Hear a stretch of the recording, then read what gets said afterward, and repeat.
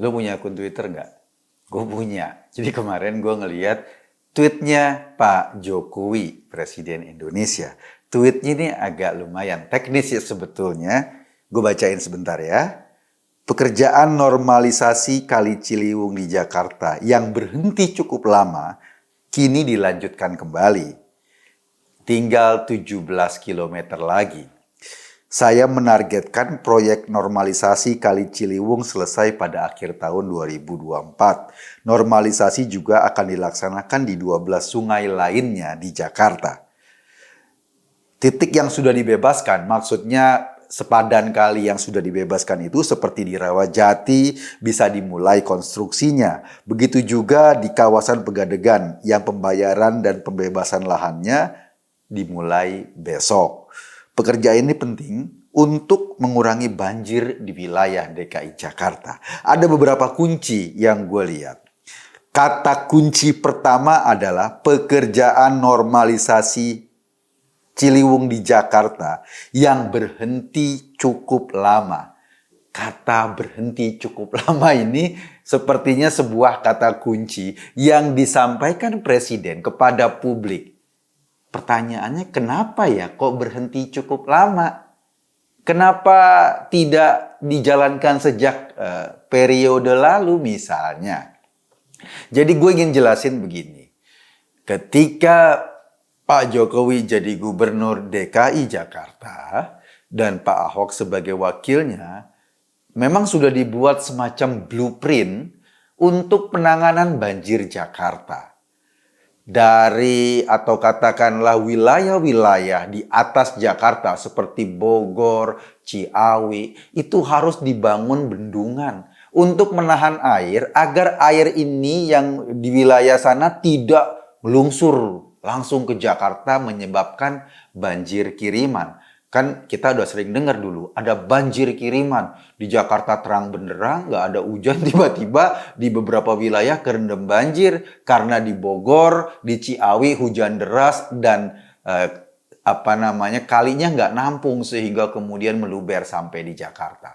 Oleh karena itu, harus dibangun bendungan yang menahan air di wilayah Bogor dan Ciawi. Saat ini udah dibangun 2 bendungan dan itu efektif untuk mengantisipasi banjir kiriman. Tetapi banjir di Jakarta bukan cuma kiriman. Kenapa? Karena Jakarta ini kan dataran rendah. Ketika hujan di Jakarta, pada akhirnya juga menyebabkan banjir.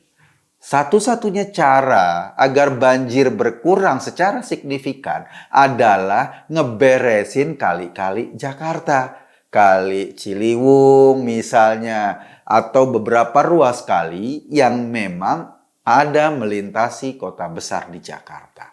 Caranya dengan apa? Caranya dengan membuat normalisasi. Maksudnya kali-kali itu pinggirannya dibeton, di kiri kanan sisinya itu dibangun semacam jalur inspeksi, sehingga kalau kalinya mau dikeruk, traktornya bisa masuk, bukan di kanan kirinya malah ada rumah atau ada penghuni, mereka buang sampah di kali dan nggak bisa dikeruk. Itu proses normalisasi. Pada zaman setelah Pak Jokowi, Pak Ahok, ada 31 kilometer panjang Sungai Ciliwung di Jakarta, separuhnya atau sekitar 16 kilometer itu sudah dilakukan normalisasi. Sudah beres. Karena itu sepanjang jalur ini banjir berkurang sangat signifikan. Berkurang jauh. Tiba-tiba nih kucuk. Anies jadi gubernur. Dia nggak mikirin soal blueprint bagaimana penanganan banjir dari hulu ke hilir. Nyeletuk. Nggak mau bikin normalisasi. Dia maunya naturalisasi. Gue nggak tahu makna naturalisasi yang di kepalanya apa. Tetapi yang jelas dia cuma sesumbar soal naturalisasi sampai saat ini. Nggak ada 1 meter pun kali di Jakarta yang disentuh. Yang disentuh itu cuma omongannya doang. Cuma konsep tapi nggak dilakukan.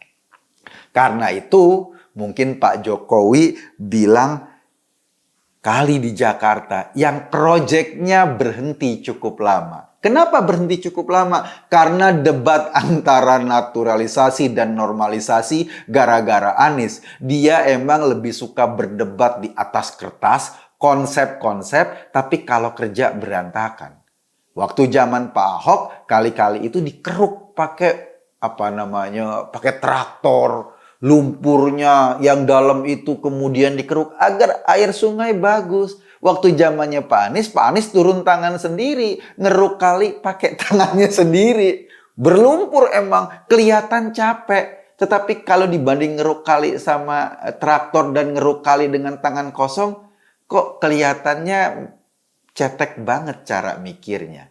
Indonesia itu yang dibutuhkan kerja cerdas, ada traktor yang lebih efektif ngeruk kali. Kenapa harus pakai tangannya sendiri? Biar dibilang gaya gitu main lumpur-lumpuran. Biar dibilang lo kerja keras. Enggak bro, lo nggak kerja keras. Lo cuma demen main kotor, main lumpur-lumpuran. Makanya akibatnya apa? Akibatnya sisa 17 kilometer dari sungai di Jakarta yang belum dinormalisasi, akhirnya diteruskan lagi sekarang. Kenapa diteruskan sekarang? Karena yang menghambat udah nggak jadi gubernur. Udah pingin jadi presiden. Dulu misalnya ketika ada kali di daerah Sumur Batu atau di Sunter, gue lupa, itu yang kotor, dia nutup pakai jaring hitam biar nggak kelihatan. Itu cara dia menyelesaikan masalah. Sementara kita, warga Jakarta, membutuhkan saluran air yang bagus, yang tidak terhambat oleh sampah, yang sedimen atau endapan lumpurnya bisa berkurang jauh, sehingga debit air yang masuk ke kali itu bisa jauh lebih banyak dan tidak menyebabkan banjir. Jadi ini proyek dilanjutkan kembali oleh Pak Jokowi. Pak Jokowi harus turun tangan. Kita juga ingat, ada keputusan pengadilan yang memerintahkan Anies mengeruk kali. Lo bayangin, cuma untuk ngebersihin kali agar banjir berkurang, Anies ogah-ogahan. Warga harus menggugat ke pengadilan harus memutuskan, dan Anies diputuskan atau dihukum. Pemda DKI maksudnya. Untuk ngurusin kali, ngeruk kali. Gua nggak bisa bayangin gimana disuruh kerja aja harus pakai putusan pengadilan. Tapi apa yang dia lakukan untuk mengurangi banjir? Dibangunlah sumur resapan yang sangat meresap anggaran itu. Di mana-mana, sampai jalan pada hancur, pada rusak. Mungkin konsep sumur resapan ini bagus untuk meresap beberapa arus air. Tapi harus juga disadari, pasti ada titik jenuh tanah itu meresap air. Titik jenuh itu, ketika tanah itu sudah ada titik jenuh, maka air nggak meresap lagi. Dan dilalah sumur resapan ini dibangun sembarangan. Kadang-kadang malah di samping got. Bayangin, bangun sumur resapan di samping got. Yang kedua, merusak jalan-jalan kita. Jalan-jalan kita berlubang, pada akhirnya beberapa kasus menyebabkan terjadinya mobil terjerembab ke sumur resapan itu. Seolah-olah punya ide. Seolah-olah punya usulan yang jauh lebih baik dari blueprint yang sudah dibuat. Seolah-olah hebat. Ujung-ujungnya pada saat eksekusi, babak belur, hancur. Gua nggak tahu apakah ini yang dimaksud dengan gagasan. Anies adalah capres yang punya gagasan besar. Tapi setiap eksekusinya pasti ancur-ancuran. Pasti berantakan. Ujung-ujungnya Jokowi lagi yang beresin. Seperti sungai di Jakarta. Itu baru jadi gubernur loh. Apalagi ketika dia mimpi, berambisi, sangat berambisi jadi presiden. Teriak-teriak soal koalisi perubahan. Yang sebetulnya koalisinya sering berubah-ubah. Makanya namanya mungkin koalisi perubahan itu. Nggak ngerti gue apa yang mau diubah. Mengubah lagi normalisasi menjadi naturalisasi tapi sama sekali nggak dijalankan. Mungkin itu yang dimaksud dengan koalisi perubahan. Mengubah lagi nama-nama jalan di Jakarta yang berakibat pada masyarakat yang tinggal di jalan itu harus kerepotan. Kenapa?